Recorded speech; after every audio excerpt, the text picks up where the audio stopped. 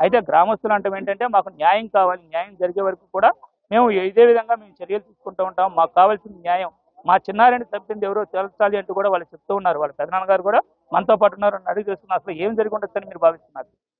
Sir, విషయం investigation జరగకముందే ఒక general గా చనిపోయాడు అనే న్యూస్ అనేది బయటకు వచ్చేసింది ప్రెస్ ద్వారా.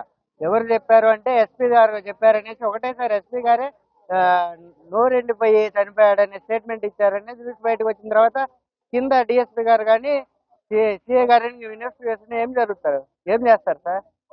అయితే ఇప్పుడు చిన్నారిది సాధారణ మృతి కాదు అని చెప్పి మీరు నిర్ధారించడానికి కొన్ని అనుమానాలు అనేవి ఉంటాయి. మీకు అటువంటి అనుమానాలు ఏమేమి అనుమానాలు ఉన్నాయి? ఖచ్చితంగా చెప్పులు అనేది 6 అడుగుల 5 అడుగుల కాలువ ఉంటుంది సార్.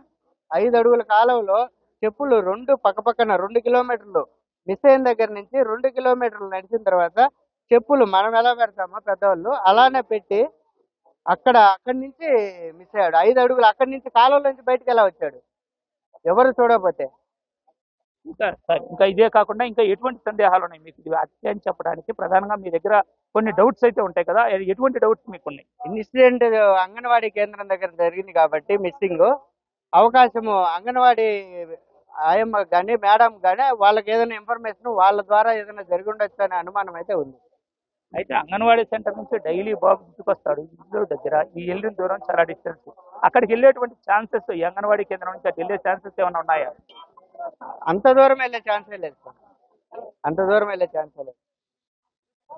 అంత దూరం తర్వాత అక్కడ వెరిఫికేషన్ డాగ్ స్క్వాడ్ కానీ, తర్వాత పోలీసులు కానీ, తర్వాత కొన్ని డ్రోన్ కెమెరాల సాయంతో కూడా మీరంతా కూడా వెరిఫికేషన్ చేయడం జరిగింది. అయితే ఆ సమయంలో లేనిది తర్వాత వచ్చి అక్కడ ఎవరో వేశారని కూడా కొన్ని అనుమానాలు అయితే చెప్తున్నారు. అవి ఎంతవరకు మీరు ఏ విధంగా వాటిని అనుమానిస్తున్నారు? ముందు రోజు అక్కడ చూసినప్పుడు డ్రోన్ కెమెరాలు అక్కడ వర్క్ చేసాయి కాబట్టి ఆ రోజు ఎటువంటి ఫైండ్ అవ్వలేదు.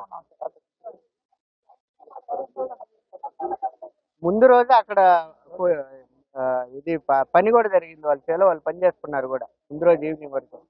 అప్పుడు లేని తర్వాత అయితే ఇప్పటి వరకు మనం చూసిన దాన్ని బట్టి తండ్రి కానీ వాళ్ళ పినతండ్రి కానీ చెప్పేటువంటి విషయాలు ఏంటంటే బాబు అక్కడికి వెళ్ళడం చాలా కష్టము, ఆ వెళ్ళేటువంటి దాంట్లో అనేక సందేహాలు ఉన్నాయి, ఇది ఖచ్చితంగా హత్యేనని చెప్పి కూడా వాళ్ళు నిర్ధారణగా చెప్తున్న పరిస్థితి ఉంది సయ్యద్.